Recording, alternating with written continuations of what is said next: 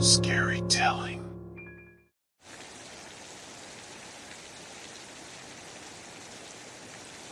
It was my 10th birthday, and my parents had planned the most amazing day for me. There were presents wrapped in shiny paper, a big cake with 10 candles, and a trip to the aquarium, which was my favorite place in the world. And to top it all off, we were going to see a movie in the evening. I didn't have many friends, but I didn't mind. I had my parents, and they loved me more than anything in the world. They were the kindest, most compassionate parents anyone could ask for. I was the luckiest kid alive. But just as we were about to leave for the aquarium, there was a loud knock on the door. I went to answer it, thinking it might be a late birthday present or something. But when I opened the door, I saw 2 police officers and a man in a suit standing there. The man in the suit introduced himself as a hospital administrator and informed us that 10 years ago, 2 babies were born at the hospital, and that DNA tests had proven that the 2 babies had been switched. I didn't understand what that meant, but my parents looked worried. The man continued, saying that according to the law, I had to go live with my biological parents, and my real son, who was waiting in the police car, would come live with us. I didn't know what to say or do, and my parents looked like they were going to cry. We all sat down in the living room, and the man explained everything to us. He said that my biological parents lived in another town, and we would have to leave right away. I didn't want to leave my parents, but I didn't have a choice. As we were leaving, my parents hugged me tightly, and my mom whispered in my ear, "We love you, Danny. We'll come visit you soon, okay?" I nodded, tears streaming down my face. I got into the back of the police car, and we drove away from my old house, my old life. I didn't know what was going to happen to me, but I knew one thing for sure: this was turning out to be the worst birthday ever. The police car came to a stop in front of a rundown house on the outskirts of town. My biological parents were waiting outside, and they looked nothing like my old parents. They were scowling and had rough-looking features. My new mother had a cigarette in her mouth, and my new father had tattoos all over his arms. They looked at me and sneered, "This is him? This can't be our son. He's so scrawny. No meat on his bones." I felt a knot forming in my stomach, and I wanted to run back to my old house, to my real parents. But I didn't have a choice. The police officers handed me over to my new parents, and we went inside the house. The inside was just as run down as the outside, and there was a strange smell in the air, like something had died in there. My new father walked over to a large metal cooler with 4 different locks on it. He took a key ring off his belt and undid the locks. "Don't come in here, don't even look," he warned me, his eyes narrowing. From outside the cooler, I heard muffled screams, and the sound of pounding echoed through the door. Over and over again, thump, thump. "What's in there?" I asked, my voice shaking. "None of your business," my new father spat. "Now, time for you to cook me dinner." He led me to the kitchen and pointed to a piece of meat on the counter. "Cook this," he said, before leaving the room. I looked at the meat, and it didn't look like any kind of meat I had ever seen before. It was strange looking, with veins and sinews running through it. I asked if they had any cake for my birthday, and my new father came back in, looking angry. "You'll speak when spoken to. Now, cook." I didn't know how to cook, so I put the piece of meat in the microwave and blasted it for 6 minutes. When it was done, I served it to my new father, who dug in with a knife and fork. "You know, if this wasn't such quality meat, you'd have ruined it. But you'll learn. We'll teach you all about the magic of a good piece of meat. Our real son knows. Someday you'll learn." My new father then told me to go to my room. I didn't want to be alone in that house, but I didn't want to anger him, so I went upstairs. The room was small and had no decorations or toys, just a bed and a dresser. I sat on the bed and tried not to cry. But I had to do something. I couldn't stay in that house with those people. I had to get out of there. So, I made a plan to escape. I knew the way back to my old house, and I had to try to make it back there to my real parents. That night, after my new parents had gone to bed, I crept out of my room and went outside. The stars were out, and there was a cool breeze in the air. It felt good to be outside, away from that house. I started running, not daring to look back. I knew the way back to my old house, and I had to make it back there. I ran through the dark, desolate streets, my heart pounding in my chest. But as I got closer to my old neighborhood, things started to feel off. The houses looked familiar, but everything seemed different somehow, as if I had entered a twisted version of my own reality. The streetlights flickered, casting strange shadows on the ground. I reached my old house, but it looked different too. The front yard was overgrown, and the windows were boarded up. I hesitated, wondering whether I should enter the house or not, but I knew I had no other choice. I slowly opened the front door and crept inside. The air was thick with a metallic smell, and I could hear strange noises coming from inside the house.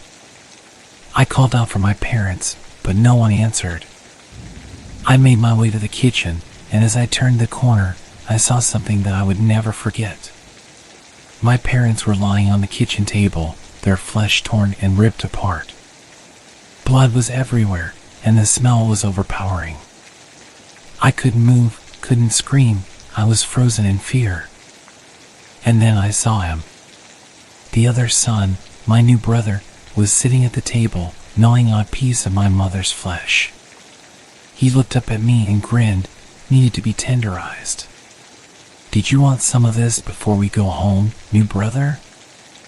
I stumbled back, trying to get away, but he got up and started walking towards me, knife and fork in hand. I turned and ran, back out of the house, into the night. I didn't know where to go, what to do. My old house was no longer safe, and I had nowhere else to turn. I sat on the curb, tears streaming down my face, wishing I could wake up from this nightmare. But it wasn't a nightmare. It was real, and it was happening to me. But I knew I couldn't give up. I had to keep moving, keep running. I had to find a way to escape this nightmare and find a way back to safety. I ran through the night, not knowing where I was going or what I was going to do.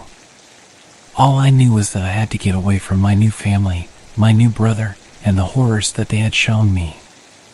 As I ran, I heard the sound of a car engine coming up behind me. I turned to look and saw my new father's truck pulling up beside me. He leaned out the window and sneered, "Where do you think you're going, boy?"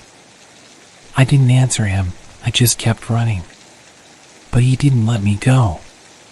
He got out of the truck and started chasing me, his footsteps pounding on the pavement. I ran as fast as I could, but I knew I couldn't outrun him forever. He caught up to me and grabbed me by the arm, pulling me back towards the truck. "You're coming with me," he said, his grip tightening. But I didn't go down without a fight.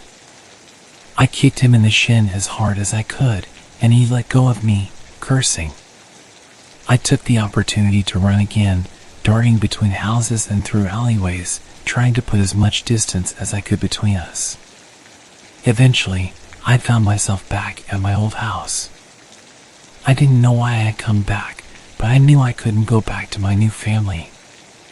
I cautiously made my way inside, trying not to make any noise. But I was too late. My new brother was waiting for me in the kitchen.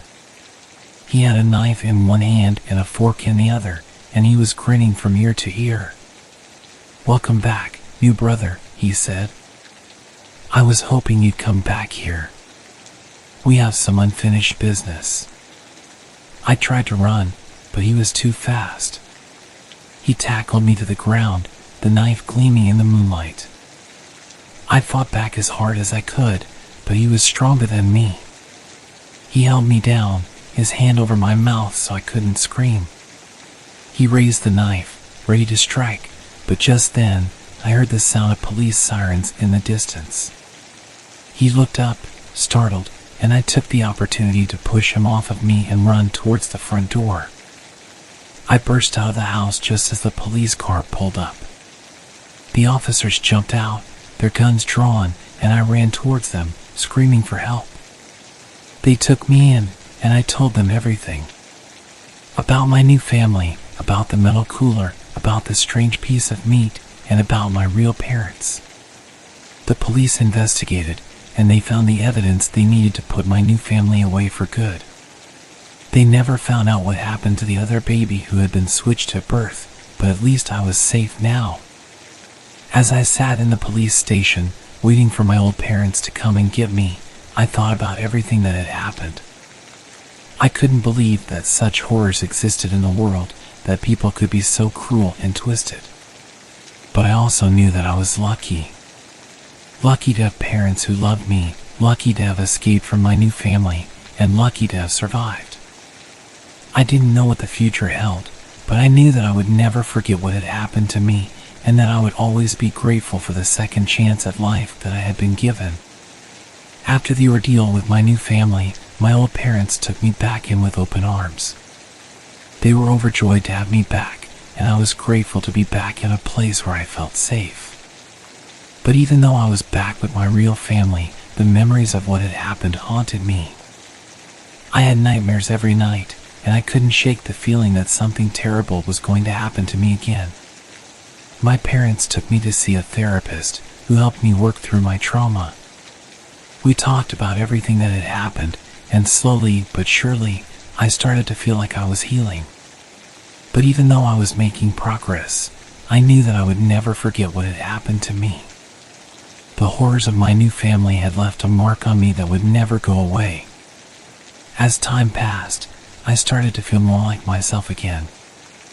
I made new friends, started playing sports, and even joined the school's drama club. I was still haunted by what had happened, but I was determined not to let it define me. One day, while I was walking home from school, I saw a man standing on the sidewalk, looking lost. He looked familiar, but I couldn't quite place him. "Excuse me," he said, approaching me. "I'm looking for the Johnson residence. Do you know where it is?" I nodded, realizing who he was. He was the other baby who had been switched at birth. He had come looking for his real family. I took him to my old house, and my old parents welcomed him in with open arms. They were overjoyed to have found their other son, and they couldn't believe the coincidence of me running into him on the street. The other son and I talked for a long time about our experiences, about what had happened to us. We both agreed that we had been lucky to have survived, and we both knew that we would never forget what had happened to us. But as we talked, I started to feel something strange happening. I didn't feel scared anymore. I didn't feel haunted. I felt like I was finally able to move on from the horrors of my past. As I watched my old parents hug their other son, tears streaming down their faces, I knew that everything was going to be okay. I was finally able to let go of the fear and the trauma, and I was able to start living again. I didn't know what the future held, but I knew that I was ready to face it. I had survived the horrors of my past, and I was determined to live the rest of my life to the fullest.